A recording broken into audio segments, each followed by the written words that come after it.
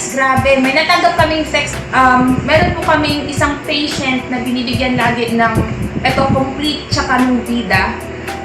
Siya po nakaratay ng ilang days na po and then pinalabas na po siya ng hospital kasi sabi ng doktor, hindi na daw po siya mabubuhay. So, natanggap po namin yung text na yun. Sobrang grabe, ang sarap sa pakiramdam kasi alam mo yung parang ginawa kang instrument ni God para mabigyan ng another life yung isang bata. Grabe talaga, hindi ko talaga makapaniwala. So, nabigay ng complete tsaka ng vida. Ito po pala si Nanay and si Nonoy Joshua. Siya po yung sinasabi ko kanina na gumaling po sa product natin si Inglobay. Nay, okay lang po ba? Pakikwento naman po sa amin kung ano po yung nangyari before po siya. Paano po nag-umpisa yung sakit niya? Nag-umpisa yung noong May 31. Naano siya ng kasaulan, tapos kasakit siya ng ordinaryong lagnat. Tapos kinrefer kami sa hospital sa city.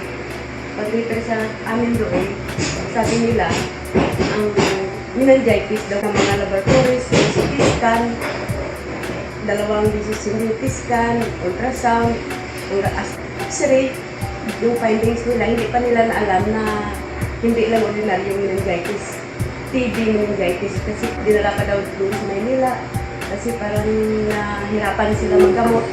Refer kami, linagay kami sa ICU. Sinabi na sa amin ng mga doktor, mga July 15. Sabi nila, parang wala na daw lunas. Sabi nila, yung isa na lang na gawin nila, yung operahan sa utak. Sabi ko sa doktor kung ilang porsyento na mabuhay siya. Sabi ng mga doktor, walang kasiguraduhan na mabuhay. Kasi parang hindi na nila kaya yung lahat ng mga antibiotics nilagay na. Mas probe, mahal. Sabi ng asawa ko, huwag na lang butasan kasi kung anong ibigay sa amin ni God, tanggapin na lang namin. Buhay man kung siya. Sabi ng doktor, mapirma lang kami kung lalabas kami kasi hindi na gumaling, lumabas kami. Adi namin sige papirma. So, tanggapin na lang namin kung anong ibigay ni God kung mamatay, magbuhay. Kasi wala na kami choice.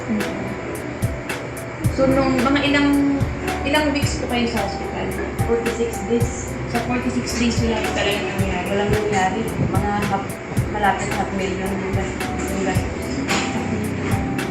Tapos, nung nakalabas po kayo ng hospital, Paglabas namin ng hospital, saka si Ma'am Arlene. Nakita kami sa doktor sa clinic. Sabi niya, maniwala kung hindi. Sabi ko, sige, punta kayo sa bahay. yung video po ni Ivy, yung gumaling din sa meningitis.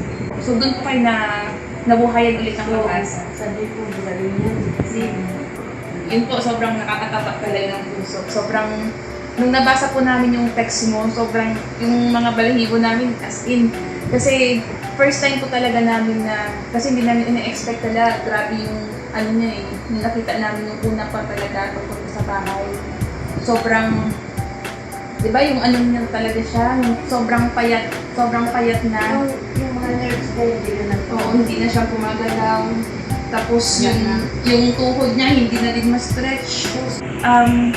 Ano po yung unang ininom niya? yung Itong complete times a day. 3 times a day.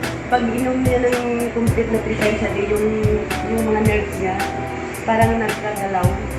Yun ang tingnan ko yung gumagalaw. Kasi sabi mo, mga 2 weeks, tingnan ko yung mga nerves niya kung gumagalaw. Tapos, so within 2 weeks lang po ng complete, gumalaw na po yung mga nerves niya. Hindi niya naubos yung isang box lang. And then yung ano po, itong vida. Yung bida, yung isang sachet, 2 baso, yun ang ginamit ng anak ko yung bigay ng kapatid niya.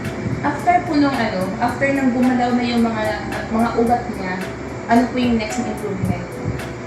Gumagalaw na yung mga katawan niya, yung tuhod niya ng gabi niya ma-straight na. Yun ang nakita kong pangalawang improvement niya. At saka ano na siya, nakaupo. Nakaupo. Ulit siya makaupo. So, total po, mga ilang weeks at parang gumaling na talaga siya. 3 to 4 weeks. Ito 4 weeks. Ito lang po na yun.